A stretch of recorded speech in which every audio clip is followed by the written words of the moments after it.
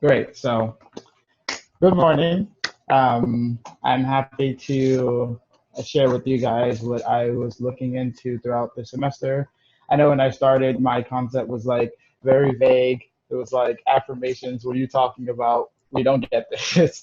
It's okay because I didn't like completely get it at first either. But I'm happy where I landed, and I'm gonna share with you guys and hopefully get some of your thoughts on it. So, affirmations and performance anxiety. So affirmations are received by everyone upon the completion of work in all industries. Affirmations can be good or bad depending on the quality of work produced. What makes this an important topic to explore is that ultimately everyone who performs a task wants to know that they are performing well. The fear of not doing so produces anxiety and stress that can result in people not performing well. So, because affirmations have been used to indicate how well someone is doing, the connection between affirmations and performance anxiety should be understood. So, the first thing is the power of self talk. To begin exploring this topic, it was important for me to understand what causes people to experience performance anxiety in the first place. Psychologists have actually found that people are usually nicer to others and harsher on themselves. Self perception and the use of harsh language to refer to oneself has induced negative thinking of people and their potential. In an experiment by Ethan Cross, a psychologist at the University of Michigan, participants were given a task to prepare to give a speech in under 5 minutes. Group A was instructed to use the pronoun I to refer to themselves in the first person, and Group B was instructed to refer to themselves in the third person. Overall, Group B was much more cooperative and patient with themselves. Ultimately, they more so believed in their ability to prepare for a speech in under 5 minutes opposed to Group A. Group A participants can be found in what is called the warrior versus worrier concept, the tongue twister. The perception of the task compared to their abilities was tough to swallow based on what they know themselves to be capable of. Psychologists have determined that people who suffer in this way are holding on to stress longer than the human mind is wired to.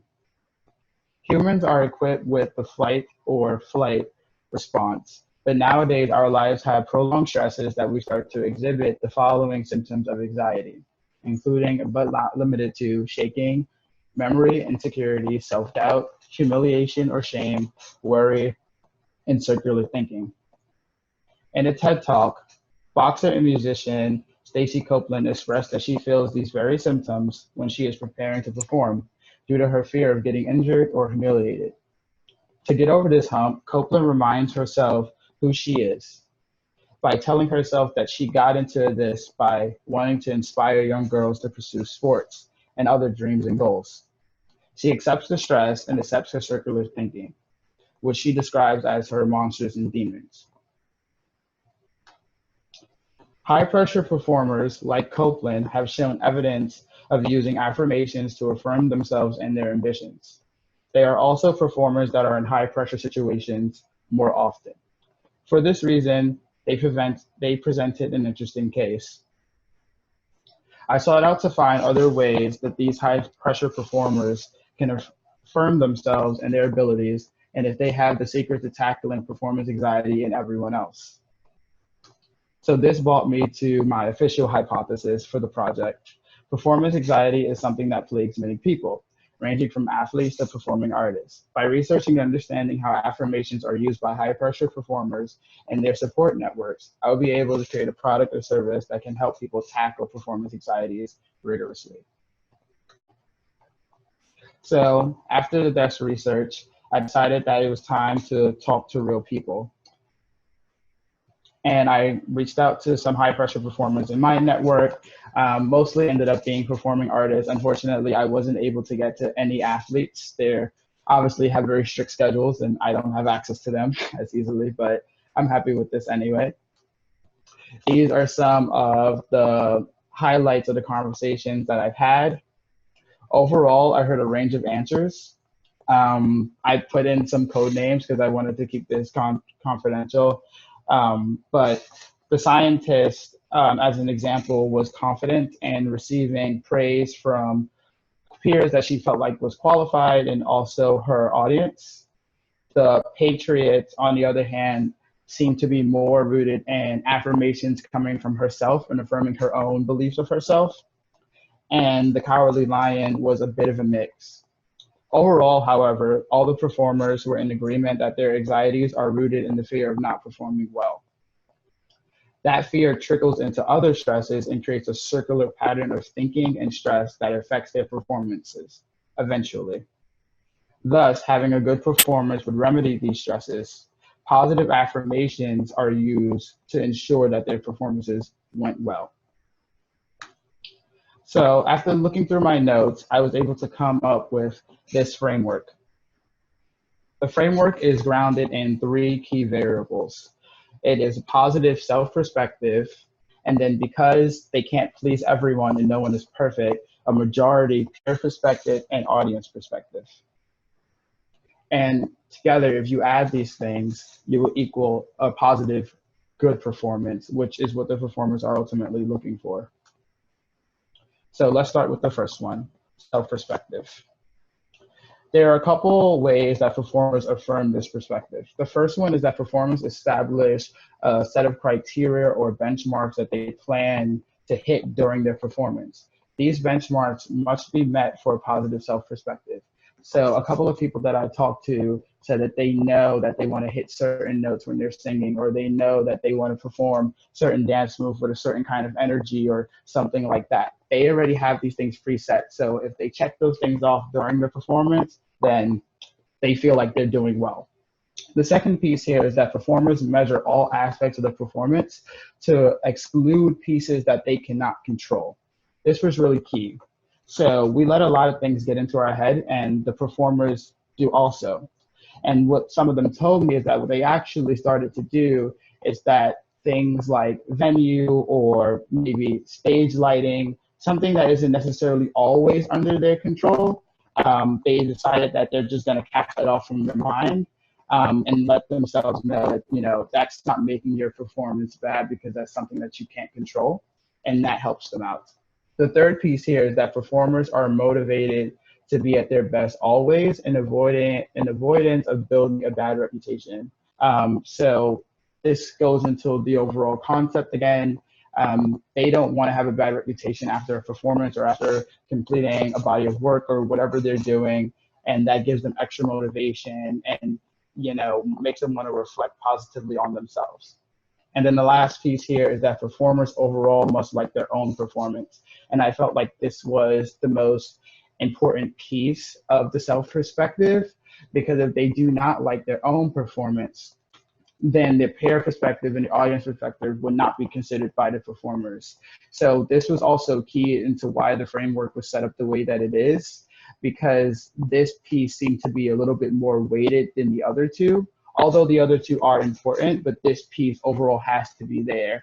One quote that I can go back to was by the Patriot, where she said something very striking. She said, "I know if my performance is good or not. And if I don't feel like my performance is good, not even God himself can convince her otherwise." So that then tells me that the self-perspective is very heavily weighted, and it has to be a constant in this framework. So the next piece here is the peer perspective. So the first thing that performers look for to affirm this variable is that they appreciate having a peer that keeps them motivated while preparing for their performances. So this is like during practice or during preparation or during setup, if they have someone there with them, giving them positive encouragement, helping them stay on track, that gives them a positive sort of reflection in this sort of sense. The second piece is that performers distinguish between peers that are at the same level and qualified peers that they hold to high esteem. I knew I had to dig in deeper to this and ask them exactly what they mean by somebody who they hold to high esteem. And they gave me a couple of criteria to who would meet that. So it is someone who is unbiased, someone who is fair, someone who is knowledgeable about their subject, and someone who has a trusted opinion. So regardless of what you're doing as a performer, there are people who are at your level. So if you're a dancer, that would be like your fellow dancers.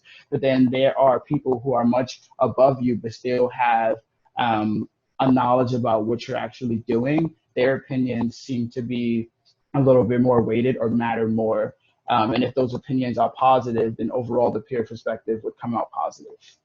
The third piece is that a qualified peer can reinforce how performers feel about themselves, which I thought was interesting. So originally, I'm saying, yes, the self perspective is heavily weighted, but at the same time, because a qualified peer is much above that person, and if they give a positive review, they may start to tip the scale of the self perspective if it was already leaning negative, which I thought was interesting to note.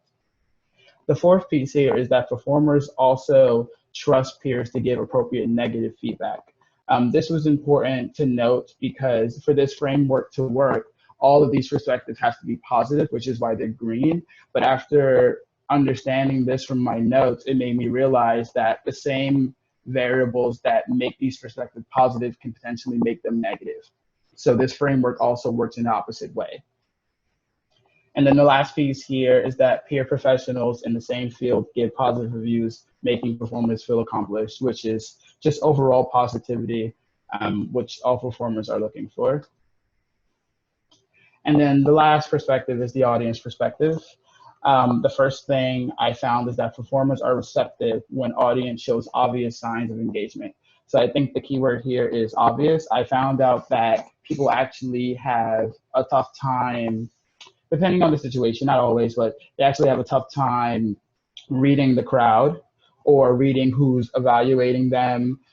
So obvious signs such as cheering, asking questions, making jokes, referring to specific parts of the performance is key for the performers, because then they know, okay, yeah, the audience is really engaged. They can easily tell if they're doing well or not. So the key word here is really obvious. The second piece here is that performers are measuring the success of their performances based on if they can perform successfully in front of different types of audiences.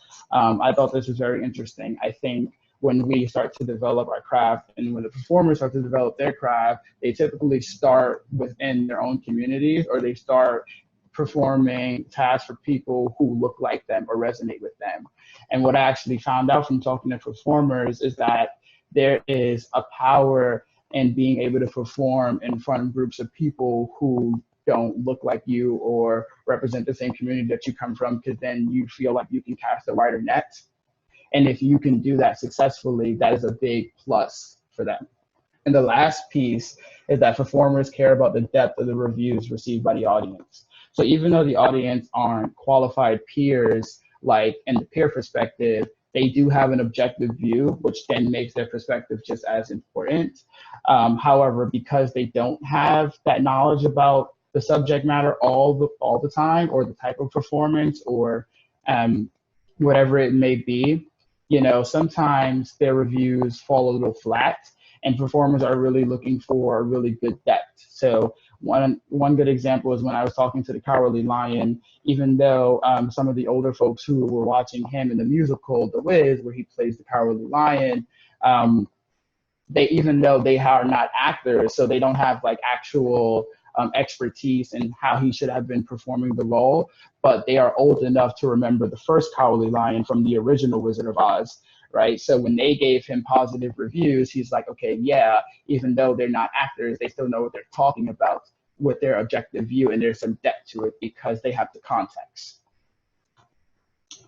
So overall, because I determined that each of these variables are separate variables and they require different metrics to affirm them, I feel like the opportunity areas for each of them are also separate. So for the self perspective, the first opportunity area that I came up with is how might we help performers meet their preset performance metrics. This goes back originally to they set criteria like somewhat like a checklist almost of things that they want to hit during their performance. The second one is how might we help performers cope with aspects of their performance not under their control. And the third one is how might we help performers stay positive about their performances overall. And then for the peer perspective, the first one I wrote is how might we support peer efforts to give critical feedback on performances. And the second one is how might we ensure the perspective of qualified peer, which I'm not completely sure about. I'm curious to hear your thoughts on it. And then the last piece here is that is the audience perspective. So the first one I wrote is how might we help performers accurately read crowd reactions? And then how might we equip the audience to give detailed and effective feedback? So now I highlighted the three opportunity areas that I feel like are the most actionable by me. Um, and I guess a little bit more straightforward than the others. Again, I'm curious to hear your guys' thoughts on it. And lastly, going forward, at this point, I am happy that I was able to come up with this framework by combining the thoughts of performing artists and working professionals.